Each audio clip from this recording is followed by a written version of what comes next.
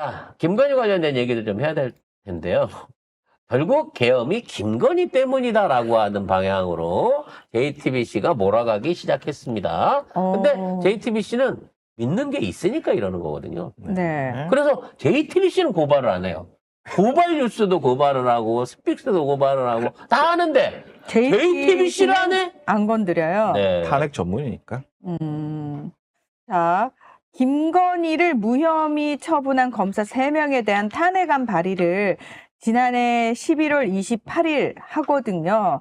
자, 이것과 관련해가지고 김용현이가 요거를 이제 보고 지시를 합니다. 그리고 12월 1일 날 윤석열과의 면담에서 이 탄핵안을 발의하게 되면은 군 개입 가능성을 논의를 했다고 합니다. 그리고 12월 2일 날 검사 탄핵안이 본회의에 보고가 됩니다. 그리고 12월 3일 윤석열이 예고한 대로 비상계엄을 선포를 했다고 합니다. 그러니까 11월 말부터 이미 계엄을 해야겠다라고 작정을 하고 있었고 그러니까 윤석열이 그 검사 3명 탄핵에 대해서 이건 폐악질이다 이러고 경로를 했다고 합니다. 그게 이제 쉽게 말하면 지 사람 건드렸다는 거지. 감히. 그러니까 지를 뭐라고 하는 건 괜찮아. 김건희 우리 와이프를 감히 최고 존엄이신 우리 와이프를 봐준 검사들을 건드리다니 그건 내가 참을 수 없지. 계엄 이렇게 된 거야. 얘네들을 건드리면 앞으로 우리 와이프를 안 봐줄 거 아니야. 라는 그렇지. 차원에서. 네. 그리고 명태균 폰이 13일 날 넘어가기로 돼 있었으니까 그 전주에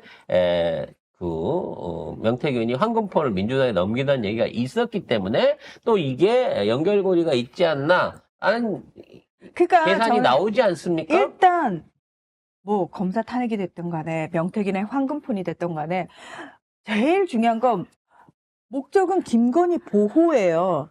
김건희를 건드리는 것 자체를 원천 차단하기 위해서라는 거예요. 11월 28일에 그 김용현이 국회 파견 국방부 인사한테 검사 3명 탄핵안 발의를 이제 이거를 보고를 합니다. 이거 보고하냐? 이렇게 보고를 하고 탄핵하냐라고 물어보고 그 다음에 12월 1일에 윤석열하고 김용현이 면담을 해서 탄핵 발의 시에 이 군 개입 가능성을 논의를 하고 그 다음날 12월 2일에 검사 탄핵안이 국회 본회의에 보고가 됩니다. 그 다음날 계엄이 선포되는 거예요. 그러니까 우리가 왜 처음에 계엄했을 때 그런 우스개 컷이 돌아다녔잖아요. 땡땡 때문에, 그러니까 사랑 때문에 땡땡까지 해봤다. 계엄까지. 그게 진짜였던 거야. 이게 사랑인가? 내가 보기에는 뭐예요, 그럼? 사랑 아니면 뭐야? 이걸 뭘로 설명할 수 있어요? 저는 공포라고 생각합니다. 공포? 공포요? 네. 더 쳐맞을까봐. 이대로 왜 호수에도 단련된 사람이 도대체 김건희가 때리면 뭐 얼마나 때린다고 좀 맞지, 쳐맞지. 삼중고잖아, 삼중고. 그냥 아빠한테 호스를 맞았을 때 호스만 원명했는데 지금은 호스트에 빠진 호스테스가 호스로 때리려고 하잖아. 너무 힘든 거지. 사호스가 겹치니까. 아니 그렇게 쳐맞으면서 살았는데 인이 안 박혔어? 쳐맞는 거에 대해서? 근데 이걸 때리면서 자기가 맞는 이유가 호스트한테 밀려서 쳐맞는구나 생각하면 더 서러울 수 있겠지. 응? 그래서 호수 위에 달 그림자? 그렇지. 호스로 쳐맞는 나의 그림자가 비친다라고 해갖고 이 호스 나 위에 이거 달 왠지 그림자 진짜 같다. 농담이 아닐 것 같아서. 내가 아주 세상에 제일 싫어하는 게 말이야. 왜? 호스니까. 이렇게 윤석열이 생각을 할 수밖에 없었다는 거죠. 그러니까 아마도 겁나게 2일 날부터 다구리를 당했을 거예요. 그러니까 단순하게 김건희가 윤석열만 괴롭힌 게 아니라 김용현도 괴롭히고 주변에 있는 사람도 괴롭히면서 이미 빡이 돌아 있는 거야. 아니 그거를 김건희 하나를 어찌하지 못해가지고 이 난리를 치는 게 나는 이게 상식적으로 말이 되냐고요. 그러니까 내가 차라리 계엄이라도 해갖고 이 미친년 꼴을 덜 봐야지라고 생각을 하면서 이 미친년아 네가 그냥 대통령 해라 해 대놓고 이거예요? 그럼 난 빠져나갈 수 있겠지 이거예요? 그렇지. 내가 이제 이걸로 해갖고 인연의 실체를 까발리고 개막장이다. 호스 맞지 않는 세상에서 살고 싶다. 라는 마음으로 갔을 거예요. 아이고. 어? 아무튼 이 탄핵 전문 방송 JTBC가 김건희를 그 타겟으로 삼았기 때문에 그냥 넘어갈 수는 없을 것이다. 예, 그렇습니다. 아니, 정말 나는, 이걸 외신 기자들이 이 내용을 보고 있으면 이게 상식적으로 이해가 될까? 영부인을 위해서 계엄까지 하는 나라가 있다. 그래, 이게 이해가 될까? 그런 나라가 세계 경제 10대 강국의 5대 군사 강국이다. 그러니까 중남미에 못 사는 그런 나라가 아니라 세계 10대 강국에 심지어 민주화 지수가 한때 세계에서 제일 높고 시민들의 민주화 의식이 제일 높은 나라였다. 아, 구치소에서 행복하겠다고 지금. 호수 안 안 맞으니. 쳐맞아서. 최종 변론하고 나서 노영희 변호사 진술에 의하면 이혼 통보를 받았다라고 하는 얘기가 있거든요. 아마 윤석열이? 지금 멘붕 상태에 있을 것이다. 라고 오히려 보는 게 맞을 것 같습니다. 이혼 왜냐면 얘기는 그 전부터 있었잖아요. 어? 뭐 그때 외국 나갔을 때 이혼하는 걸 보고 싶냐 막 그거 큰 소리로 떠들었다며. 근데 그런 썰이 통보를 있었죠. 그때 했대요. 최후 변론 끝나고 아, 나서. 끝나고 완전히 용도 폐기되자마자 이제 더 나올 일이 없어요. 그러니까 지금 진짜 웃기잖아. 최후 변론하고 나서는요. 아무도 윤석열을 찾아가지 않아요. 아무도 윤석열 얘기를 전하지 않습니다. 박근혜 찾아가고 이명박 찾아가지. 이명박 찾아가지 윤석열을 찾아가는 놈이 없어요. 심지어 그렇게 주둥이 털던 석동현이나 친구들도 지금 성렬이 가요 라고 얘기를 못 해주고 있어요. 왜? 성렬이 지금 이혼 통보받고 멘붕이 가버린 상태, 멘탈이 붕괴된 그러면 상태일 가능성이 높다는 거죠. 사모님께서 이혼하시잡니다라는 얘기는 누가 통보했을까요? 병원처에서 쪽지로 보냈겠죠. 이벤트 나면 해줬겠죠.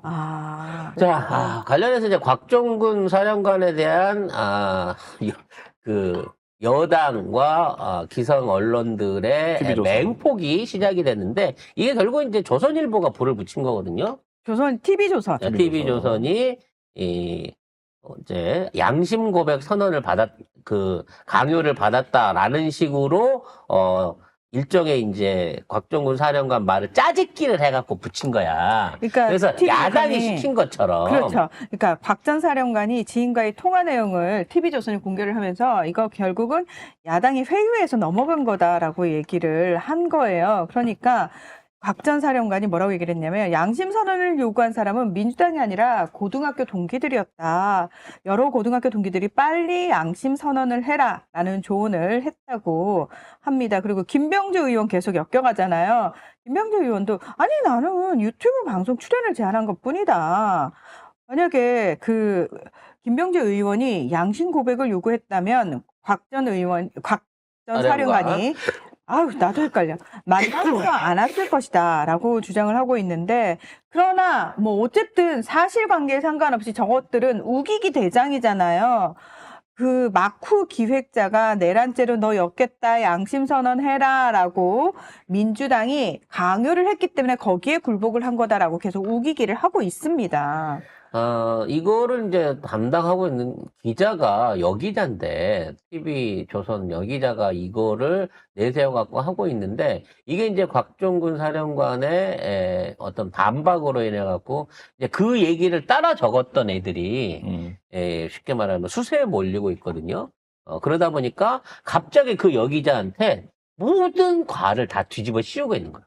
제가 말해갖고 난 그렇게 들었지. 라는 방식으로. 그래서 지금 TV조선이 아직까지 정확하게 유턴을 못한 것 같아요. 지금 김건희가 죽이려고 눈에 불을 켜고 있는데 조선일보 팽은 지금 살려고 하면 김건희를 빨리 죽이는 쪽으로 가야 되는데 지금 아직도 키잡이를 제대로 못하고 있는 게 아닌가라는 생각이 들고요. 아마도 조선일보와 김건희가 은밀하게 최후의 협상을 뒤에서 벌이고 있는 건 아닌가라는 생각이 드는데 다음 주부터는 조선일보의 방향성이 확실해질 것이다 라고 생각이 됩니다. 그러려고 하면 두 사람을 조선일보가 다 만나봐야 돼요. 김건희 측하고 한동훈 측하고 이미 그 MB계하고는 만나서 얘기한 바가 있기 때문에 양쪽이 어차피 니네들도 2등인 건 알아. 누가 오더라도 지금 1등은 정해져 있는 상황이기 때문에 2등인 건 아는데 자기를 보호해 줄 수 있는 2등 후보가 누군가를 찾아내는 게 절망적인 조선일보의 마지막 희망이라는 거죠. 그러니까 조선일보가 한동훈의 손을 잡을 것이냐, 아니면 김건희의 조선일보 폐간에 목숨을 걸겠다라고 얘기한 것과 관련해 가지고 타협을 할 것이냐, 협상을 할 것이냐. 그 어느 쪽이어도 다 망조였으면 좋겠네요. 어차피 망조예요. 왜냐면 네. 민주당하고 마음 같아서 이재명하고 제일 손을 잡고 싶겠죠, 조선일보는. 하지만 아니에요. 이재명은 절대 그 손을 잡아주지 않는다는 거를 조선일보가 알기 때문이에요. 이게 아직 조선일보를 모른다고 우리가 생각하는 순진한 부분인 게, 조중동 얘네들은 무슨 생각을 가지고 있냐면, 특히 조선일보는 우리가 대통령을 찍으면 걔가 대통령이 되는 거야. 어디서 건방지게 감히. 이거예요. 이재명 따위, 민주당 후보 따위, 니들도 우리가 타겟팅 해가지고 죽이려고 하면 못 죽일 것 같아? 어디서 건방지게 니네들한테 우리가 목숨을 구걸할 것 같아? 우리가 니들을 살려주면 살려주지. 아직도 조선일보는 조중동은 그따구 생각을 가지고 있다고요. 지금까지는 그게 통했죠. 그 거대 기득권 카르텔, 검찰, 언론 셋이서 손을 잡으면 여론과 투표, 이에 관련 민심은 마음대로 조정할 수 있다라고 하는 착각 속에서 살았어요. 근데 그게 깨져버렸다는 거지. 깨졌다고 생각 안 한다니까요. 걔들은. 아직 생각을 못하고 있으면 망조로 가는 거고요. 지금 있는 상황에서 끝까지 저항한다고 치면 진짜 조선일보의 폐간을 1, 2년 안에 볼 수 있을지도 모르겠다는 생각이 듭니다. 아씨, 양쪽에서 이름 다 바꿔가지고 나오면 손절될 어떡해요? 테니까. 고려일보 이런 걸로 이름 바꿔서 나오면 어떡해요? 고려일보. 뭐 이런 방 거. 씨들이 다 박씨로 개명을 하지 않는 이상은 있을 수 없는 일이라고 봅니다. 외구일보. 대놓고 외구일보.